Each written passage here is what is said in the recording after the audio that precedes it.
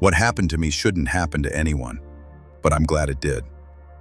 I was standing in the parking lot of the Modern Business Center, the air electric with tension as Amara Kingston, a successful black billionaire businesswoman and the force behind Kingston Innovations, confronted an aggressive couple over a parking spot. The Hoffmans, Karen and Richard, embodied societal entitlement and prejudice. Their threatening words aimed at Amara felt like a calculated attack on everything she stood for. Homeless. "Do you really think you own this place, privileged person?" Richard sneered, belittling her as if her countless achievements meant nothing. I could see the simmering disbelief in Amara's eyes as she maintained her composure. This was more than a mere disagreement. It was an eruption encased in deep-seated racism, all unfolding in front of a growing crowd, phones raised high to capture the disgrace. As students of this cruel human drama, we could only watch, holding our breath as the situation escalated.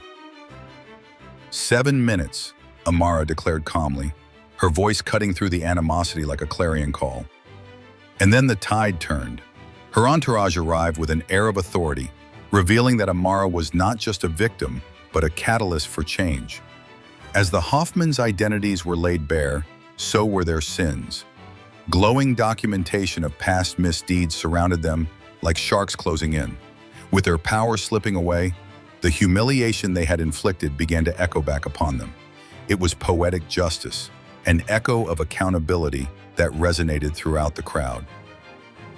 Amara's refusal to be silenced sparked a reckoning not only for the Hoffmans, but also for systemic injustice itself.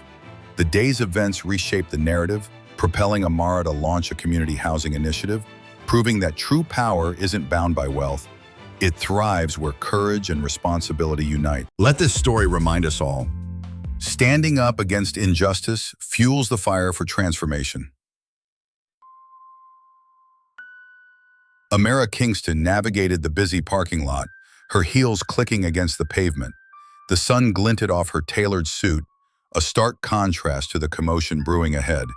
Karen Hoffman, arms crossed, glared defiantly at Amara as if claiming the parking space itself. "This isn't your spot," she hissed, her voice dripping with disdain. Amara raised an eyebrow, her composure unshaken. "I believe you're mistaken," she replied calmly, her voice steady. "I have the right to park here, just like anyone else." Richard Hoffman chimed in, smirking. "You're just another privileged person thinking you can take up space that doesn't belong to you. Why don't you go back to where you came from?" The air crackled with tension as onlookers pulled out their phones, sensing the confrontation. Amara narrowed her eyes, biting back the humiliation surging through her. "You don't know me, and you certainly don't know what I've achieved. Let's keep this civil." But the Hoffmans only leaned in closer, their contempt palpable. Richard began rummaging through Amara's bags, a sneer plastered across his face. "What's this? Is that a receipt from your last overpriced shopping spree?" "Stop," she asserted, her heart racing. "You're crossing a line." Laughter erupted from the bystanders, their faces flickering between shock and amusement. "This is classic," someone murmured. The parking lot had morphed into a theater of humiliation, Amara a reluctant star on display. 7 minutes, she whispered under her breath, determination igniting within her. Amidst the taunts, she remained resolute. Change was coming. Amara Kingston stood by her luxury vehicle, gazing at the distressing scene unfolding around her. The parking lot, usually a backdrop to her daily triumphs at Kingston Innovations, now felt like a stage for degradation. Karen Hoffman's shrill voice cut through the hum of the crowd, an unsettling symphony of entitlement. "You don't belong here," she spat, jabbing a finger toward Amara. Amara's heart raced as Richard chimed in, his words dripping with disdain. "You think you're special? Just another privileged person trying to play at success." Each taunt twisted like a knife, but she remained resolute, her jaw clenched, her composure a fragile barrier against the storm of humiliation crashing around her.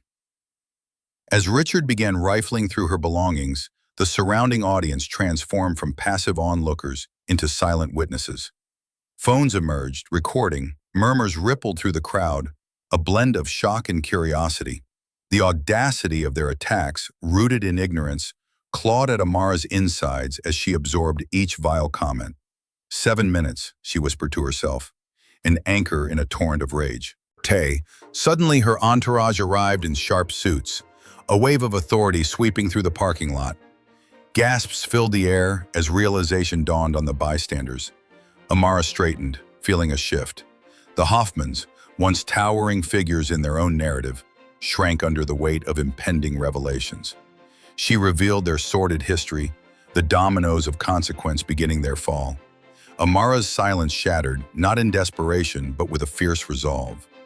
As anger crystallized into purpose, the scales of justice tipped, preparing for a reckoning, one echoing the truth that power is wielded not only through wealth, but through unwavering integrity.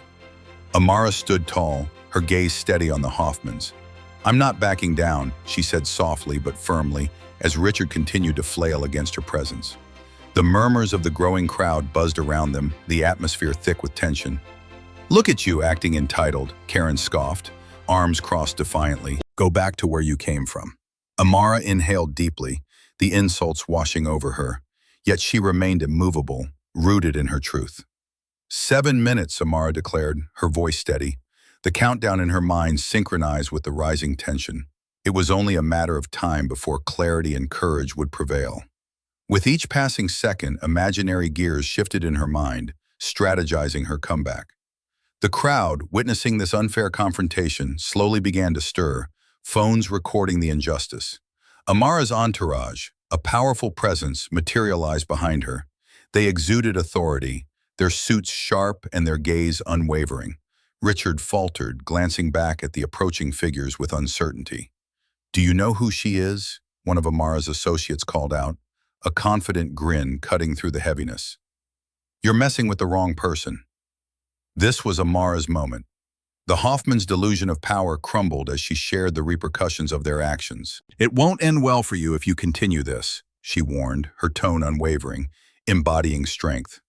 Each small victory, a nod from the crowd, a whisper of solidarity, fueled her resolve. "People like you think privilege protects you, but it's about accountability," she offered, her voice now gaining momentum. With the situation increasingly precarious for the Hoffmans, Amara leaned in closer. "Your time is up," she whispered with quiet ferocity. The parking lot pulsed with anticipation. The beginnings of justice were palpable. Amara Kingston stands tall, the sleek lines of her designer suit framing her statue-like figure against the chaos unfolding in the parking lot. The constant beep of nearby phone cameras, capturing an immovable moment, the fight is drawing an audience. Underneath, the tension spirals as Richard Hoffman ransacks her belongings, and Karen sneers, her voice dripping with contempt. Yet, Amara maintains an unwavering calm, her eyes locked on the unfolding spectacle, a serene fortress against their vitriol. 7 minutes, she states, her voice steady. The countdown hangs in the air like a promise. In her stillness, there's a power that draws the crowd in, an anticipation of justice that feels almost palpable. Then the atmosphere shifts. A ripple of recognition courses through the onlookers. Two men in dark suits arrive, their presence a stark contrast to the Hoffman's entitled arrogance. The murmur grows, a shifting tide of empathy towards Amara and disdain towards the couple. Positionally, the tide turns as Amara reveals the Hoffman's past, emails projected on a nearby screen detailing misconduct and discrimination. Gasps echo through the crowd. The evidence painted starkly against the facade they've built. The way their faces drain of color is cinematic. The realization that their world of privilege is crumbling. What's happening? Richard stutters, desperation clawing at his throat as federal agents step forward, their badges gleaming under the fluorescent lights. "We haven't done anything wrong." The laughter from the crowd is both sweet and bitter, a cathartic release. With each step the agents take towards the Hoffmans, the weight of their past actions crashes down.